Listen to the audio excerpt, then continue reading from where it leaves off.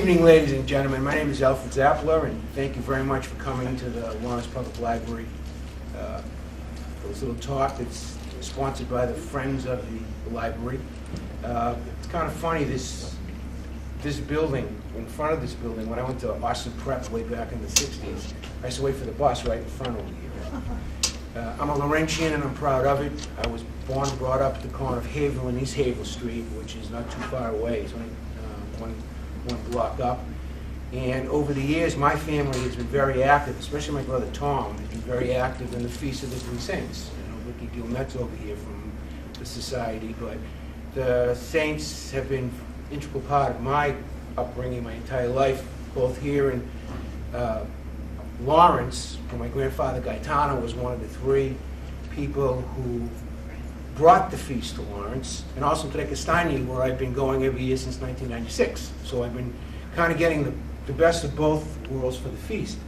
The reason I'm here tonight, this is the third time I've spoken to the library, and it's really great because the first time I was here was for my first book, The Reverse Immigrant, and I donated a couple of books to the library for the circulation, and the librarian was telling me that they're very popular books, and I was really happy that people take them out. And then the second book was last year, that was Gaetano's Trunk, and the librarian told me that that was a very popular book, and people are been, you know, taking that book out. And now my third book, Figghiu, Beddu, which I'll explain to you in just a second, I've just donated 2 books, one for here and one for the South Lawrence Library. So I'm really happy, you know, being from the city of Lawrence, kind of means a lot to me. I usually don't speak to libraries that often. I spoke one time in New Hampshire and maybe another one, but this is the city of Lawrence, and I'm a Lancer, you know, so it's very, very nice to be back here. This evening I'm going to talk a little bit about Sicily, obviously. I'm going to talk about the Sicilian Project, something that I started a year ago that's doing pretty well and was featured for the first time in my book, Gaetano's Trunk, and also my latest book, which is called Figghiu, Beddu. Figghiu, Beddu.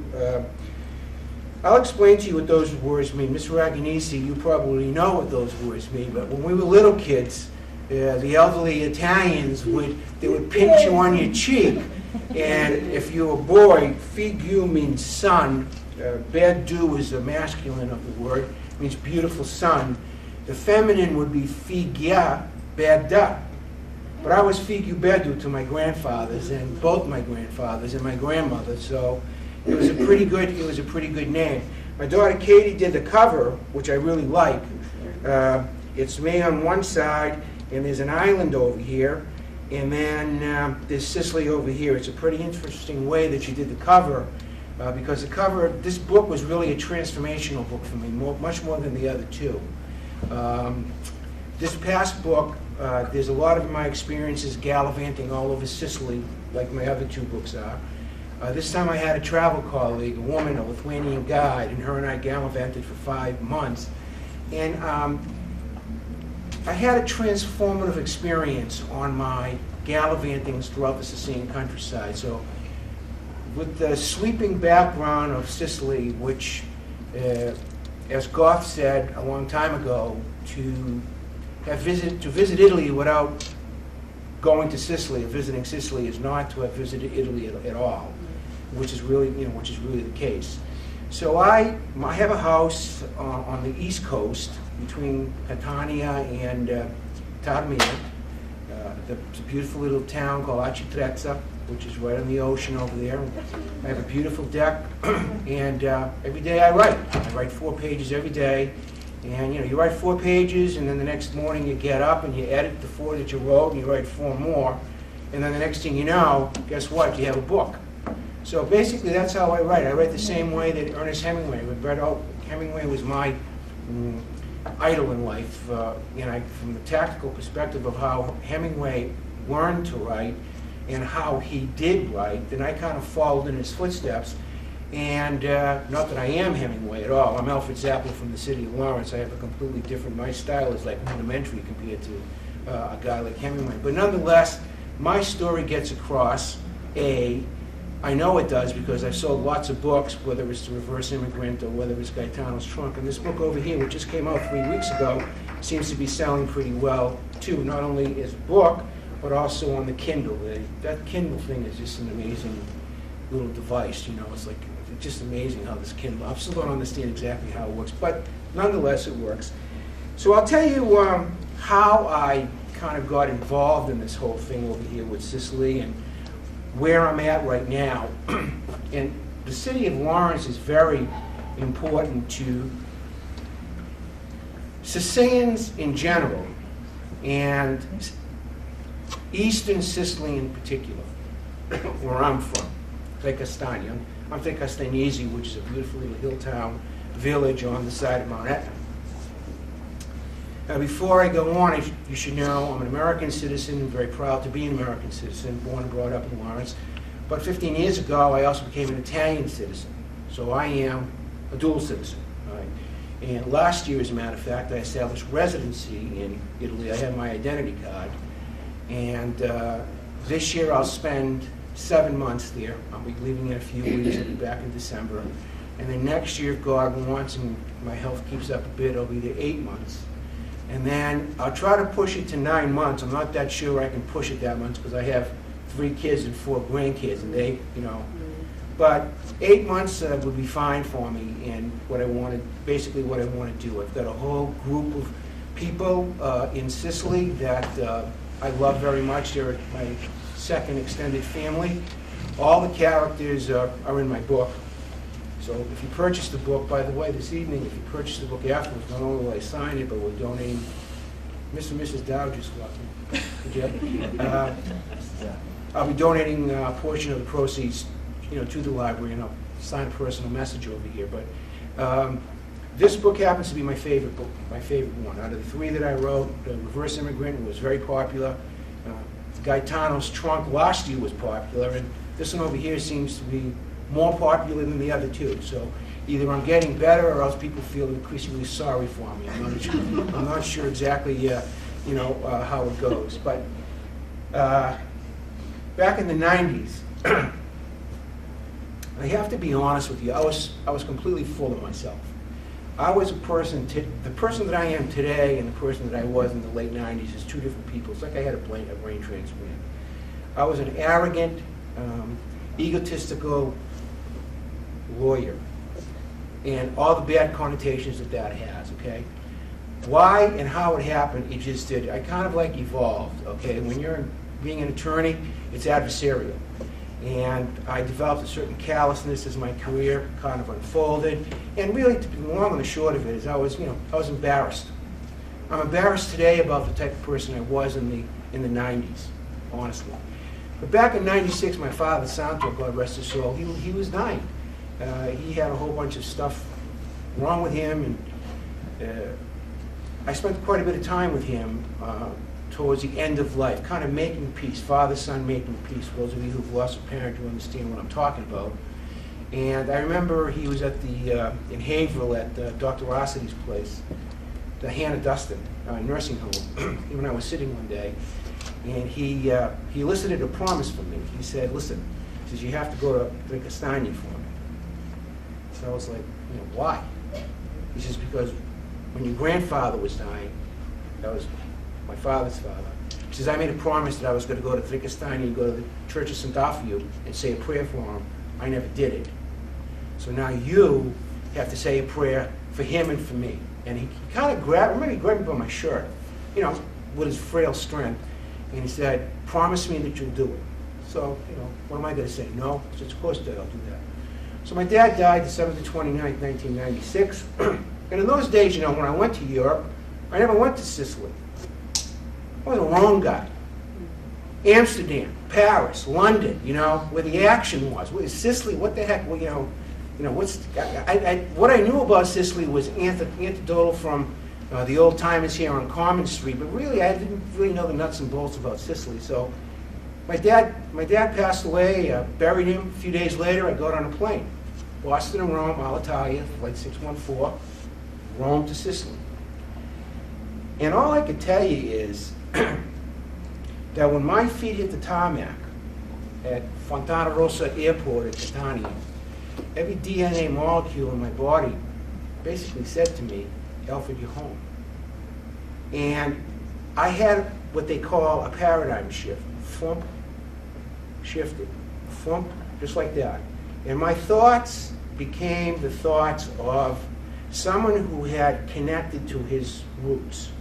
I didn't know anything about my roots, but I'll tell you what, that's where I belong. So I remember for 2 weeks I walked the streets of Rekastani. I called my secretary up, I canceled all my court appearances, all my appointments, and for 2 weeks I walked up and down every street of Rekastani, connecting with my ancestors. I found out where my grandmother's house was, where my grandfather's house was, where the cemetery was, this and that. I wanted to breathe the air of my relatives because sangu dis mi sangu, blood of my blood. To the year 1908, my people were over there working the soil. It wasn't until 1908, after the influenza outbreak, when my grandmother's parents, Augustina Lascola was her name, they died of the influenza outbreak, and they were buried in a mass grave and transported to Lawrence to live in the family house at 42 Orchard Street, where Mr. Raganisi's father was from. That's where my people were from. You know, simple folks from Italy, Sicily rather, not educated. But here they worked at the mills, and they worked themselves to the bone, piecemeal. You get paid by what you do. Shoe shops, Greco Brothers, Southwick, whatever the name of the places were, those folks, they tirelessly worked. And what they did was, they were the real heroes to me. They saved, they scrimped, they saved for the next generation. They didn't have education, but they were going to leave their progeny, their children and their grandchildren with an education, which is exactly what happened. Whether it was the Sicilian immigrants or the Irish immigrants or the French immigrants or the Polish immigrants in the city of Lawrence, that's what happened. Okay? They sacrificed themselves, that generation sacrificed themselves for the post-World War II baby generation. I'm not sure that my generation, which is a very selfish generation, has been able to do that to the extent that the predecessor generation did for us. I haven't seen it, okay? So, now God gave me two gifts. Okay, number one, He gave me the gift of being able to paint a picture with words. Whether it's the spoken word or whether it's the written word, He gave me a gift a long time ago where I can get into a person's soul. I could reach in and touch a person's soul. And believe me, as an attorney, I exploited it very well. I never lost a case.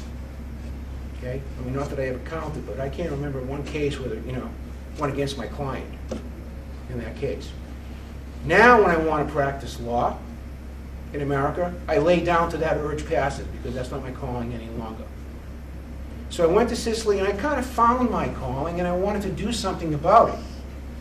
Now, let me explain to you, and I'm going to kind of now, with a little bit of my background in mind over here, tell you about what I'm seeing as I'm living there, because I need to bring the word back from Sicily to the United States of America, because in the United States of America, there are 12 million Sicilian Americans.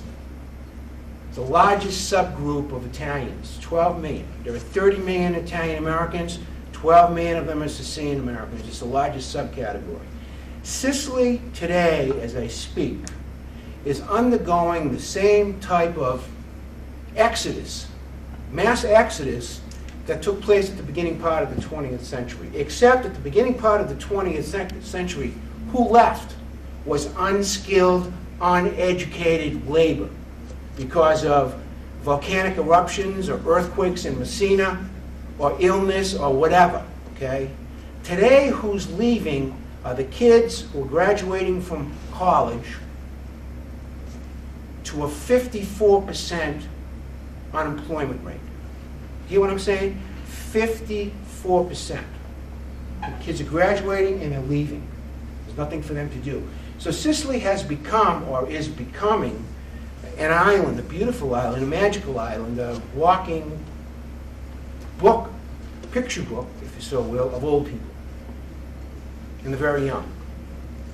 Because that critical intellectual mass that's necessary to keep every society functional is leaving. Well, I decided I'm going to become a first responder. People are leaving, I'm going. And I'm going to blow the trumpet.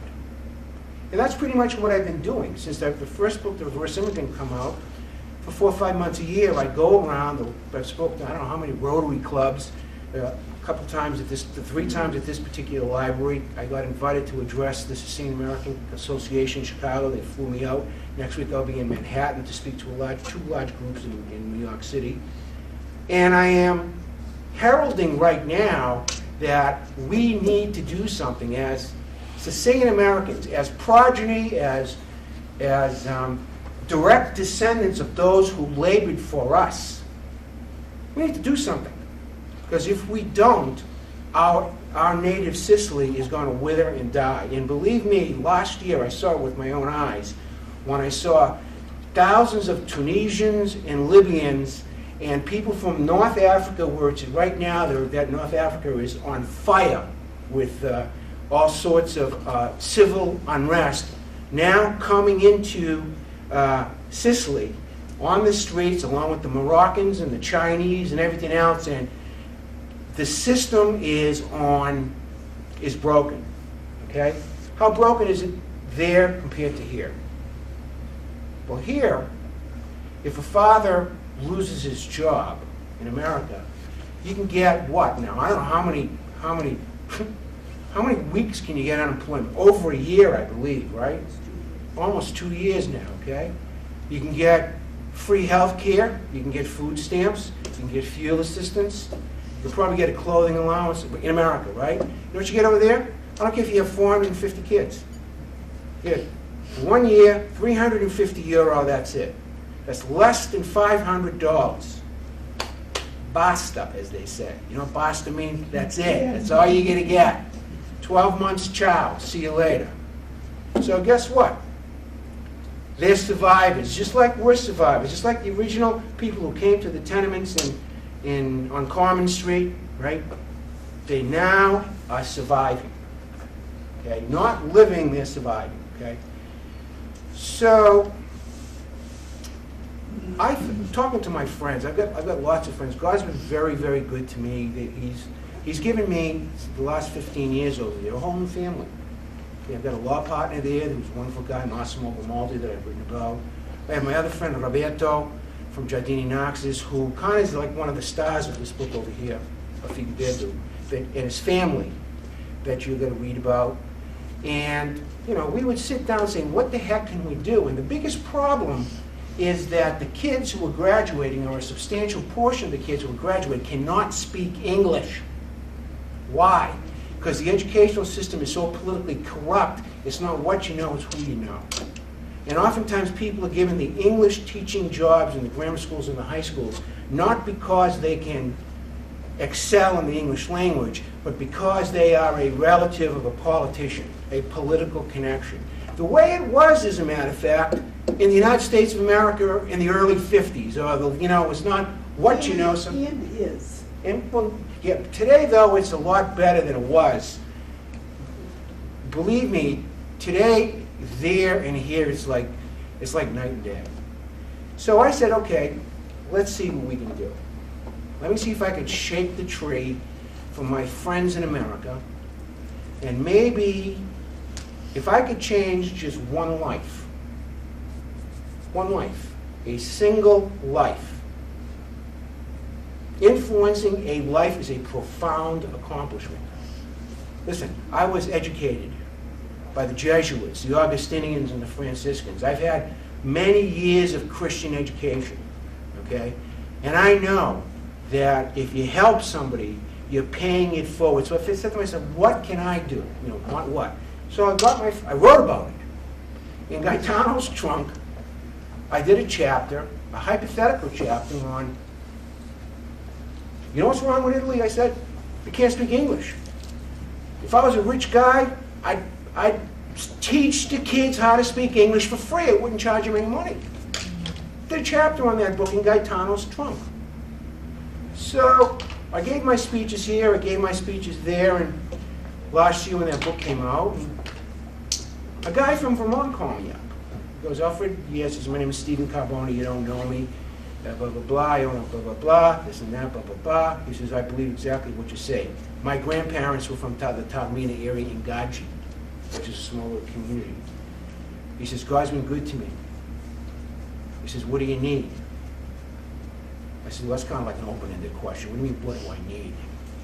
He says, well, I want to write you a check. I says, well, I'll tell you what. You tell me what you want to write. I'm not going to say to you, I'm thinking, what, $500, $1,000, right? 2 days later, my box, my mailbox at the Lawrence Post Office, $10,000 check. 10 grand. Okay? I put it on my blog. I put it on my newsletter. I put it on my Facebook. All of a sudden, we're getting donations, $10 here, 50. People laughed at me. Somebody called me Don Quixote, which really aggravated the heck out of me. Because someone calls me Don Quixote, I'm going to go 15 times harder, because with me, losing has never been an option. I don't quit. I get up, and I wipe myself off, and I keep on going. That's the athletic background that I have. Well, to make a long story short, our first year, we educated almost 100 kids in Taormina. Poor kids, rich kids, high school kids. This year, now we started, okay, so we incorporated as a non-for-profit. We're in the process of doing the 501c3 tax exempt. If you write a check, blah, blah, blah, you get it written off. This year, we're going to educate someplace between 200 and 300 kids. I have another guy from Palermo. He says, Alfred, he says, put a school in Palermo. I'm pledging $5,000. But the most important program that we're running now for the Sicilian project is, which it started middle of January, we're training our first 15 teachers, Sicilian teachers, how to teach English. And yesterday, our first class for the impoverished started in Catania, okay? We recruited kids in Catania, street kids. And our teachers are over there right now teaching them English. Ngaji is another economically disadvantaged town. If God wants and gives us strength, by the end of the year, we'll be expanding into Siracusa and Greater Palermo. Okay? It costs to educate a group of 10 kids $1,000. But don't think that, you have one class, you're going to speak English. That's not how it works. You know as well as I do when you talk a foreign language in high school or grammar school or college, there are different levels. You've got beginners, beginners 1, beginners 2, advanced beginners, intermediate, advanced intermediate, right? And the books get increasingly more difficult. I mentioned Don Quixote. I remember when I was at Austin Prep as a junior, we did Don Quixote in French. Linda Littlefield likes the Little Prince. I read that, the original, in French 4. Okay? Over there, forget about it. Not only aren't they reading it in English, they're not even reading it in Italian. So, I'm going to go back. First, I'm coming over here, and this is my first talk since I've been back. And I wanted to come to Lawrence because, frankly, it's a small group, and it's like a comedian when he does a show. I want to see what I want to say, how it's going to come out, how the people are going to react to it. But before I go to New York next week and I have a few hundred people I'm going to be speaking to. See what I'm saying? But the point is very clear. If you're Sicilian, and if your parents or grandparents or whatever, or if you're an Italian lover, you may want to donate some money. You may want to help subsidize the Sicilian project because it's great. Now, I'm not the only person involved in this thing, by the way. I was able to get a top-flight board of directors, like Gaetano Zappala, PhD,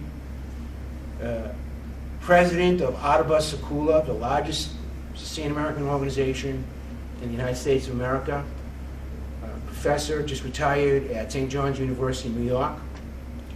I've got Nicole Fazio, PhD, University of Tennessee.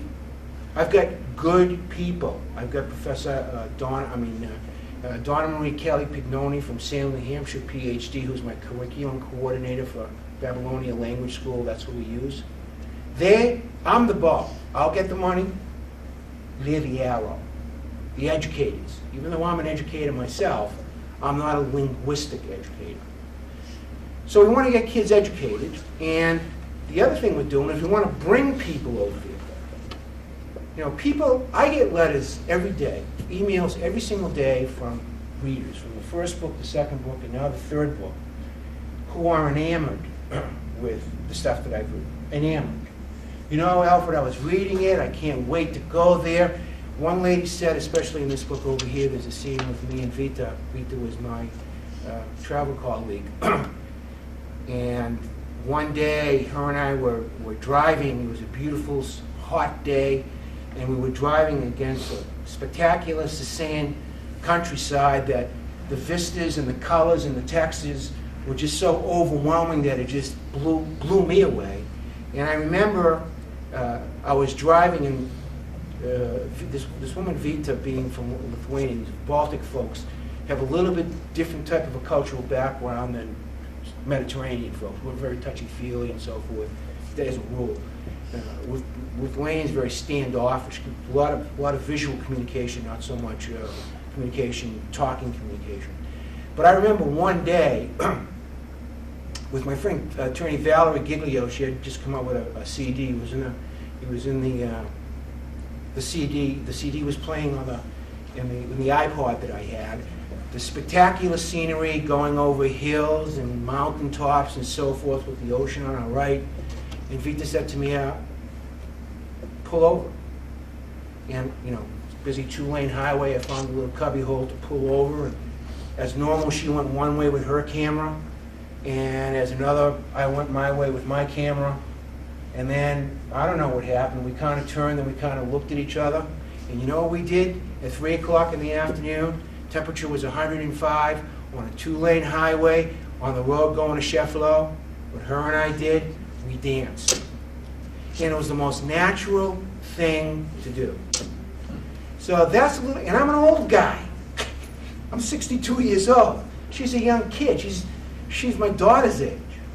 But it's an overwhelming and intoxicating and a magical place. That, by the way, I'm not the only person that feels this way. For time immemorial, if that's the word you're going to use, you know, from the Greeks to the Phoenicians to the Normans to the Romans to the, you know, you name it. I mean, the Sicilian record for victories is 0 wins and 475 losses. They haven't won a single war, right? So that's pretty much what I'm doing right now. Is I'm advocating for the Sicilian project, and I'm hoping to find another one. I don't need 500. One more angel. Okay, I need an angel. I need someone who's going to say, you know, this guy Zappala over here is onto something. You know, I wouldn't be rich today if it wasn't for my grandfather who came and sweated and slaved and sent me to Holy Cross or wherever college I went to. I'm going to write a check for the Sicilian project. Or, you know, I can't afford to do that. But you want to know something? I can do $50. Or I can do $10. You see, I don't take any pay. I have nobody taking pay. If we collect $10,000, $9,990 goes right to the school that we give grants to. $10 is the transmission fee for the wiring. We do, but we're very strict. We do pre-testing, we do post-testing, and with this new invention that's on the internet, YouTube, my people, Sicilian Project people, they actually get to see the kids. The kids send them classroom, you know, thank you, happy Christmas. They do little vignettes, Jay. It's just you know. So I want to do that. And now we're doing, due to popular demand, I guess, we're doing the Reverse Immigrant Tour. My first tour with the name The Reverse Immigrant Tour, May 7th to the 17th. And you want to know where we're going on the 9th and the 10th? Tre Castagni. And you know what we're going to do at Tre Castagni on the 9th and the 10th? Like I've been doing for the last 15 years, we're going to the feast. Okay. So far I have 15 deposits in. It's going to take about 20 people. It's not going to be one of those big deals. It's going to be a small one with all my friends who are us over there. You know, we're going to party together, we're going to stay at Roberto's, hang out there, jump in a small little minibus, gallivant hither and yon, but we're going to the feast. So we'll go see the fireworks. I've written about the fireworks. I don't know if you ever saw fireworks explode like 20 feet over your head. Like, you know the ones that you see at the Esplanade and the 4th? Imagine if they were 20 feet over your head. That's what the feast is, okay? Small little town. The whole year they go by with the cups every Sunday to collect money to pay for the fireworks. Last year's fireworks cost 120,000 euro. That's about almost 175,000 US dollars. Nickels, dimes, knock on the door, okay? They have people carrying these votive candles that you cannot believe, this big, on their shoulder, almost the entire length and breadth of Sicily to go to the Church of Sandafia. Over here it's about the religious component of the feast here. There is a certain faction in Sandafia society. I was a member up until a couple of years ago that's militant in terms of the religious fervor. Okay? That religious fervor is the only thing you see at the feast in Sicily. There isn't too much of the commercial component like free concerts. Over here when you read about the Tribune, they'll always talk about sausage sandwiches or crispelli, stuff like that, rice balls, good stuff, the stuff that we had. But really it's the religious thing. I mean, walking into the Hall of Miracles in the church, and Ricky, I hope someday you get to see that.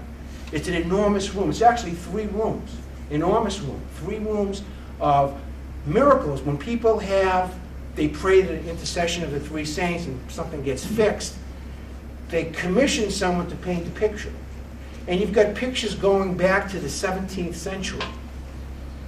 One room after another, and it's like really an overwhelming experience just seeing that stuff. So that's, it's just amazing. But there's a lot of amazing things. Taormina, the Pearl of Europe, is amazing. The Corso Umberto, walking up the Corso Umberto, and looking at that street and saying, wow, this is a really nice place, blah, blah, blah, but not knowing the history. There was a river of blood that, between the Muslims and the Christians for centuries over Taormina. Hundreds of thousands of people were murdered in Taormina. If the streets could speak, you would weep. Okay? And no matter where you go, Cefalù, Palermo, no matter where you go, it's a different story. It's a million stories. So I go there, and I'm just starting. I've written 3 books. Guess what? I could write 33 more. I could write a book about every town if I really wanted to. I mean, I'm going to do another book. I'm not ready to do it this summer yet. I don't want to do another book because I'm not going to write because I want to write. In Figghiu Beddu, Vita was my Beatrice. She was my inspiration. A young kid, she just inspired me. Not that we had a relationship because we did it. We were good, best friends, but she inspired me to write. I have to be inspired to write. The first 2 books I was inspired. Now, this coming up, I'm going to kind of be reflective a bit. I want to go revisit the places. And this time what I'm going to do for my 4th book, I'm going to start in Tuscany. I'm going to start in Tuscany, I'm going to work my way down, and we're going to finish on the west coast in Capo San Vito, eating couscous. Okay? And I'll be able to paint another picture, another story for people who can't go. And I just want to leave you one more story over here, okay? That first book I wrote, Reverse Immigrant. A few months after I wrote it, I got an email from a woman. I told you I get emails all the time. She was a 56-year-old woman whose mom was like 90 or 91 years old, born in Sicily. Born in Sicily.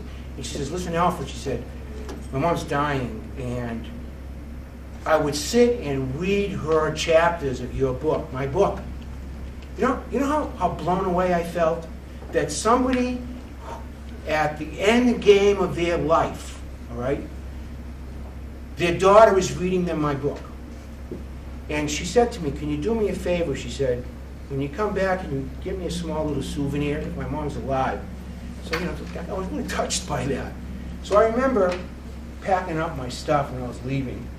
I threw a chunk of Mount Etna, a rock, a lava stone about that big. I threw it into my purse, into my Borso.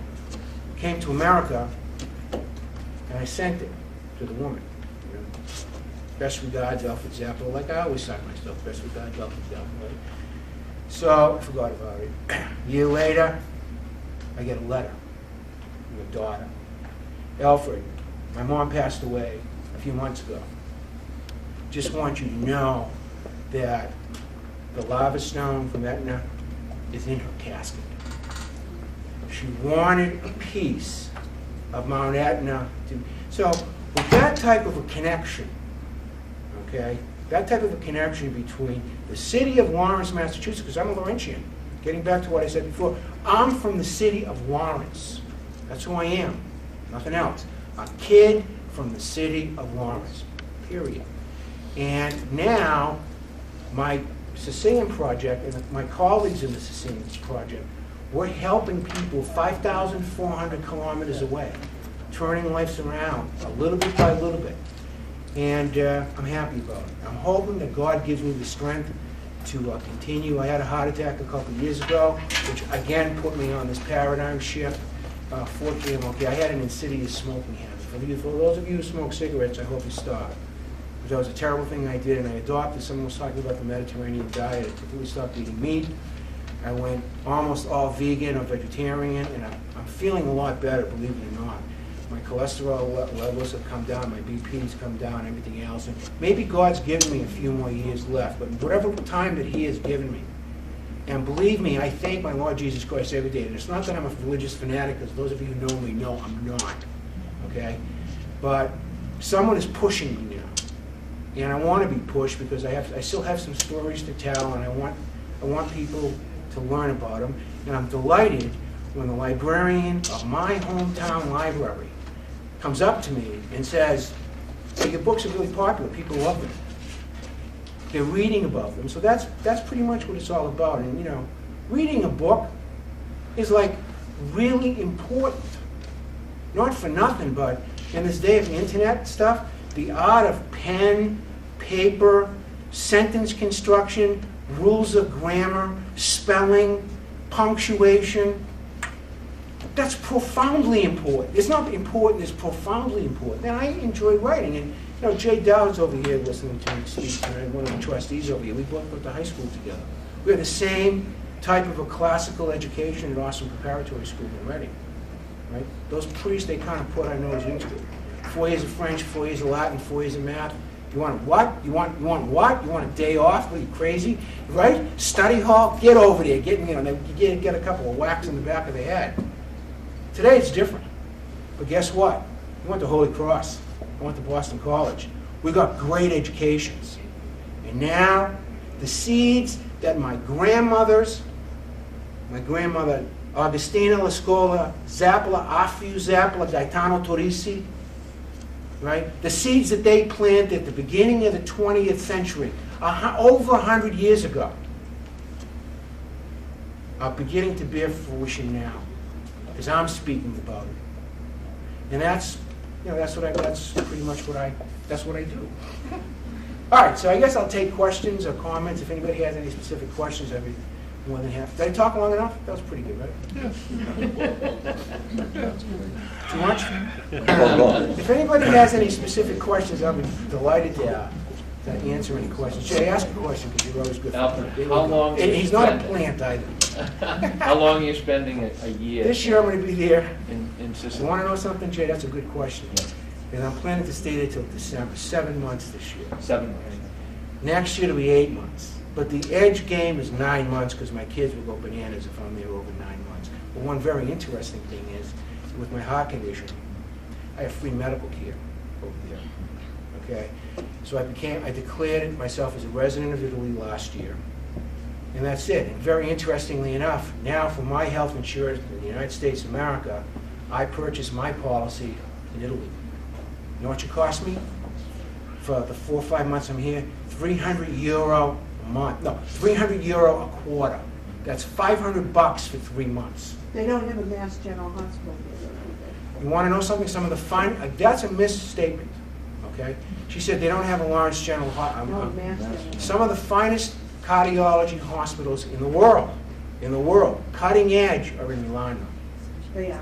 okay? Without a doubt. As a matter of fact, you're gonna laugh when I say that. In Padara, which is not too far away from Figghiu, one of the region's best cardiology, all it cares about is that, somebody knows about my heart. I have a couple of stents in there. I want to make sure I get my medicine, and that's it. Which, by the way, is 20% of what it is here. One of these days, I'm going to write an article about big pharma in America and how we're getting ripped off with these darn controls over there. I don't understand why a pill in America that's costing me $300 for a prescription is costing over there like $75. It doesn't make any sense to me. Because over here, they let them raise the prices, but over there they don't. Well, I work in Mass General So Hospital. you have, Mass General, of course, is a great hospital, but there are great hospitals over there too. Yeah. Alfred, got a quick question about ancestors. Did Santo tell you much about the old country, or did his No. father tell him about the old country? My father, Santo, God rest his soul, great guy, you know my father. Today we would call my father a bilingual latchkey kid. In those days, those terms weren't around, were they? Well, my father went to Lawrence High School, and when he got out of Lawrence High School and went to Orchard Street, 42 Orchard Street, his mother and father were working in the sweatshops of Lawrence. When that whole generation, World War II generation, the second generation of Italian-American kids came here, they were latchkey kids. Okay, they went to Holy Rosary School. The dropout was about 65%. 65%. But guess what? There were some all-stars that made it out of the city of Lawrence. All-stars. You had Steve Struffolino and you had attorney Tony Randazzo. They were the first two Italo-Americans to graduate from BU Law School. I mean, they just, cutting edge. They just ran. And look at all the doctors now. Tony Marino, my cardiologist. Tony Marino, Steve Zappala, whose grandfather had a chicken store on Common Street, as I recall, something like that. From humble beginnings, okay? And Jerry, the Irish have the same story as the Italians. It's the exact same story. And Lawrence is an immigrant city. I mean, today I even wrote about that. I said, on my Facebook status today, I said, I'm going to the city of Lawrence tonight to go to the library. I'm really happy about it. It's my city. I'm a Laurentian. What the political situation is, that's got nothing to do with me. Lawrence, to me, was what's in my mind's eye, Jay. It's like when you and I were kids and we went to the Common to play baseball, or we went to Prospect Hill at Lorenz and we played baseball over there and stuff. That's what Lawrence is to me, okay? So now I'm painting a picture of what Sicily is, so that folks who can get there but are of Sicilian background, for example, right, will read the book and will get into it. They'll like it. And it's just amazing. I want to do it. I mean, basically, that's what I want to do. It's not that I'm making any money at it, because I'm not. I mean, basically, print a book costs a lot of money. If I'm lucky, I might get cover my costs. But I'm looking for that one angel. I want to find, or else a series of angels in training, so to speak. You know what I'm saying? I want to thank the trustees from the city of Lawrence for having me. It means a lot. I mean, there could be 20,000 people over here, but, I'm where I belong. I'm in my home. You only have one home, right? And this is my home. And I want to thank you very much for having me here. So, is there any other questions? Linda? Victoria Lynn would like you to know, because she knows that you're a teacher, that she reads chapter books. And she's 10 years old and she's in the 4th grade. And That's Victoria Lynn. Yes, and Okay. she wants to know, do 10-year-old children in Sicily read chapter books? And what are their schools like? Do they have grades 1, 2, 3, 4, 5, 6, 7? This question is What's what the kind of deal? elementary school do we have? Yep. The teachers who have jobs that are Italian teachers, not English teachers now, okay, Italian teachers, they're as a rule women. And I don't want to make that gender discriminatory in any way, shape, or form. But the teaching in Sicily is still considered to be a women's profession. There aren't so many men. And the women I know who are educated, I'm really proud of them. They're dedicated professionals. They really love their kids. Yes, dear? I write books too. She writes books too? No, reads books. No, I Age. said write books. Oh, Really? she writes? Oh, Like Write every day. If you're going to say, who is that old guy and what did he teach me tonight? If I could just teach you one thing, that would be every single day, write a few sentences. Write a paragraph. Guess what? 3 sentences make a paragraph. 6 lines make a paragraph. Write. That's all I can tell you. It's like magic. You'll feel better if you write. And people don't, I don't understand why, how do we lose, Jay, how do we do that? How do we lose writing? I just don't understand how this happened. Well, I guess it's hard work, and Yeah. you'll find ways to substitute, of course, for hard work. Well, and you know, if you write, in my opinion, like the story that I'm telling you tonight, if I transcribed it and edited it a couple times, guess what? I'd have a couple of pretty interesting chapters in a book, wouldn't I? That's pretty much how I do it. But again, the name of the book is Figghiu. Now you know what the book's about, right? And I got some very nice praise on the back of the book from people in California who had sent, free copies out to the when it was in the developmental stage. And the other thing I did, I actually put color photographs in. It cost me a mint. But I wanted you to have a frame of reference when I wrote about a specific town. You'd be able to look, and there's me and my friend Roberto right here. And I think there's like 30 pictures over here. So it's a terrific book. I think you'll enjoy it. If you don't like it, wait till my next book comes out. I guess I don't know what to say.